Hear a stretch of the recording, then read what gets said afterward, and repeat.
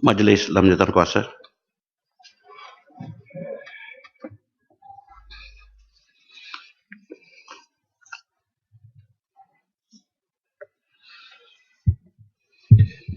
Kementerian Pendidikan, Kepala Bekalan B41 dan Kepala Pembangunan B41 di bawah Kementerian Pendidikan terbuka untuk dibahas. Sila, Mbak Pantai. Terima kasih Tan Sri Pengerusi di atas peluang untuk saya turut serta dalam perbahasan peringkat jawatan kuasa dan saya merujuk kepada maksud bekalan 41 di bawah Kementerian Pendidikan. Secara khusus butiran 010000 di bawah pengurusan kementerian akan saya rujuk. Kedua, 050000 pengukuhan operasi pendidikan dan juga operasi pendidikan sendiri di bawah butiran 020000. Pertamanya, Tan Sri Pengerusi, isu pertukaran guru. Sememangnya pihak kementerian telah menjawab bahawa dasar sekarang telah banyak bertambah baik di mana dikurangkan kadar pemisahan di antara isteri dan suami bila diberikan mana-mana penempatan baru untuk pekerjaan.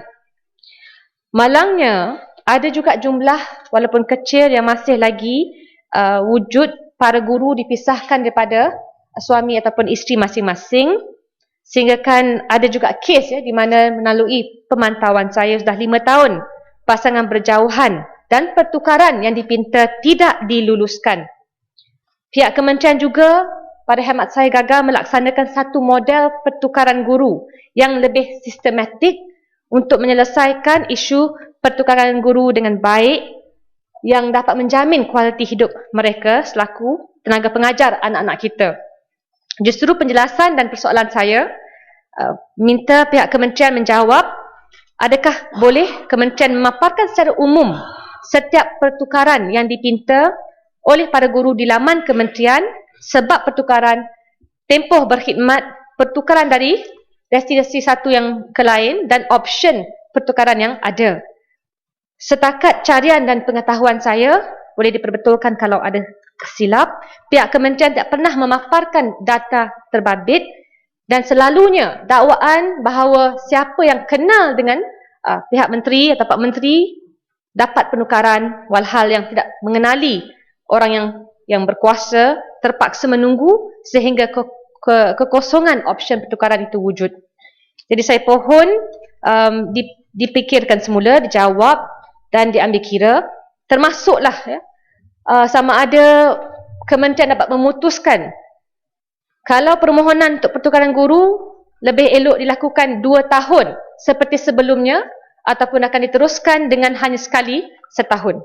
Kedua, Tan Sri Pengerusi, isu pengukuhan operasi pendidikan, di mana kita lihat di bawahnya isu bantuan dan kebajikan pendidikan itu mencecah hampir 500 juta ringgit.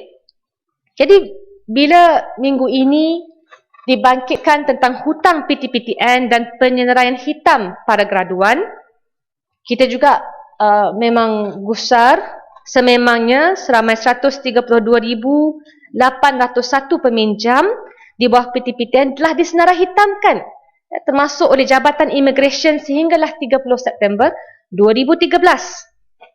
Anggaran ini melibatkan pinjaman atau Tan Sri Pengerusi berjumlah 2.11 bilion ringgit. Dan saya fikir kementerian tidak begitu sensitif dengan bebanan hutang yang menekan kehidupan graduan, kerana setelah habis belajar sahaja, hutang pinjaman perlu dibayar walaupun pekerjaan itu tidak tetap. Sememangnya Ahli Parlimen Pakatan Rakyat menganjurkan dan menyatakan komitmen kita untuk menghapuskan hutang pinjaman dengan hemat bahawa graduan-graduan ini sedang menempuh kehidupan yang baru, tidak harus dibebankan dan diberikan tindakan yang begitu drastik sebegini. Dan saya nak bandingkan dan bawakan di sini contoh di United Kingdom. Kerana di England, sememangnya bagi graduan-graduan, mereka terpaksa mendapatkan gaji. Mereka hanya dipinta membayar semula setelah mendapat gaji £21,000. Ya, setahun ke atas.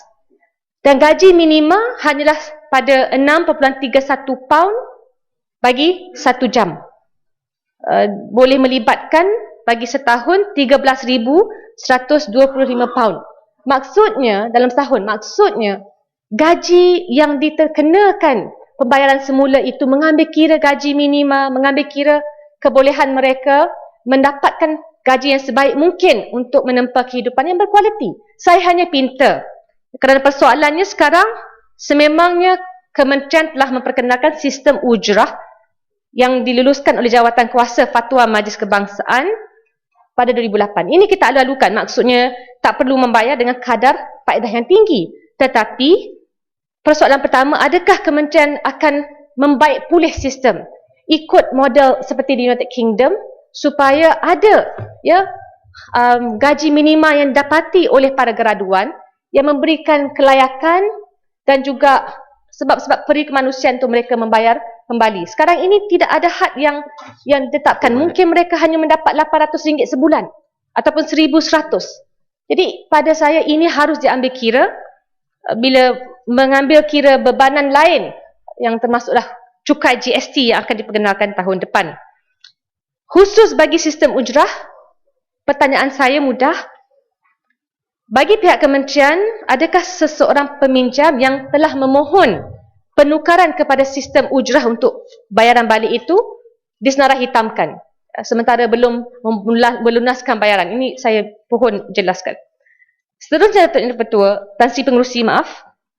Dua lagi isu. Satu, hanya program MyBrain 15 di mana Belanjawan 2014 mengumumkan sebanyak RM110 juta untuk pembiayaan yuran pengajian di peringkat pasca ijazah. Rungutan yang saya mahu bawakan di sini adalah tempoh pembiayaan pengajian hanyalah 18 bulan sahaja. Walaupun terdahulunya dinyatakan tempoh pembiayaan 24 bulan. Kita harus faham bila dilaksanakan pelajar peringkat masters ijazah sarjana hanya dapat menghabiskan sesi pengajian selama 2 tahun, 4 semester.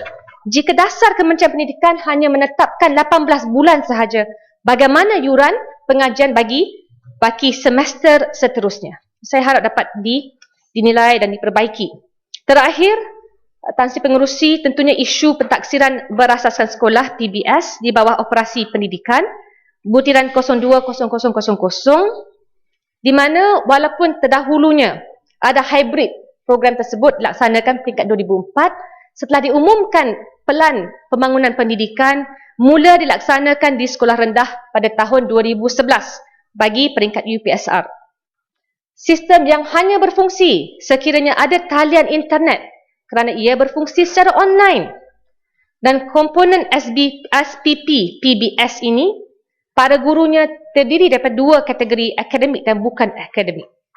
Kita harus faham, Tan Sri Pengerusi, pihak menteri pun menjawab, mengakui ada lebih kurang 400,000 para guru dibebankan dengan sistem yang tidak mesra kerana banyak data yang dimasukkan itu mengalami masalah akses dikala internet tidak jelas ataupun aksesnya. Kelemahan sistem ini adalah penggunaan sistem di mana datanya tidak boleh dibebankan mengikut masa-masa tertentu.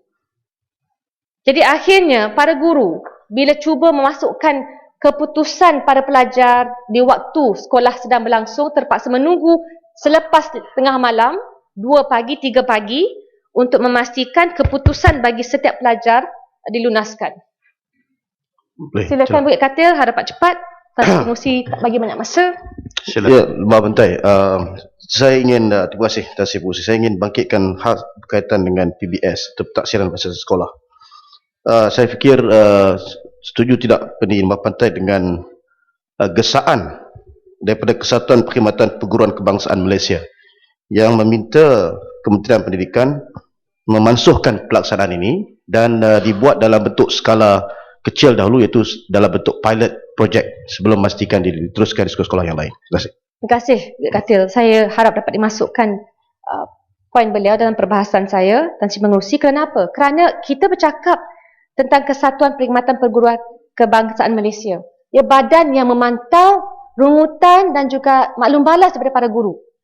sistem PBS ini dikatakan mengikut International Baccalaureate kurikulum tersebut. Tapi kita harus faham, sebelum ini pihak Menteri Pendidikan, saya rasa bawah Tan Sri Muhyiddin ketika itu mengumumkan satu program jawatan kuasa mengkaji beban guru. Tetapi dalam sistem PBS yang diperkenalkan selepas jawatan kuasa itu mulai dibentuk, menambah bebanan. Kerana apa? Kerana tidak ada para kerani yang membantu para guru dalam menaip dan memasukkan data-data bagi setiap band mengikut kemampuan pelajar.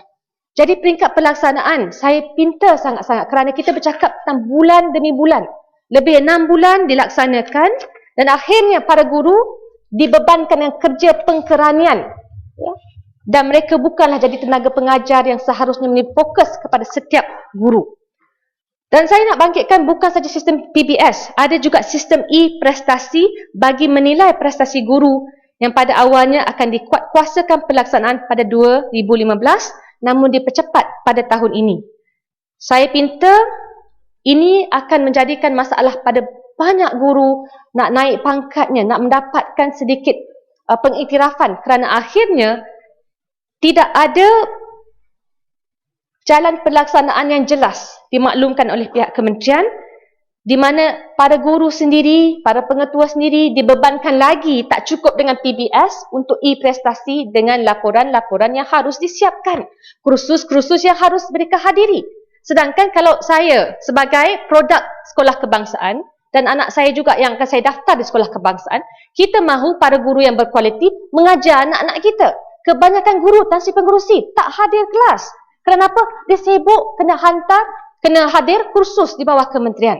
Jadi saya pinta sangat-sangat. Kenapa? Akhirnya isu pendidikan ini tidak ada perbezaan politik. Saya minta kalau program ini kementerian tidak boleh lengahkan lagi. Kalau benar tidak dapat diperbaiki, mohonlah carilah satu program, buatlah kaji selidik terlebih dahulu sebelum kita teruskan.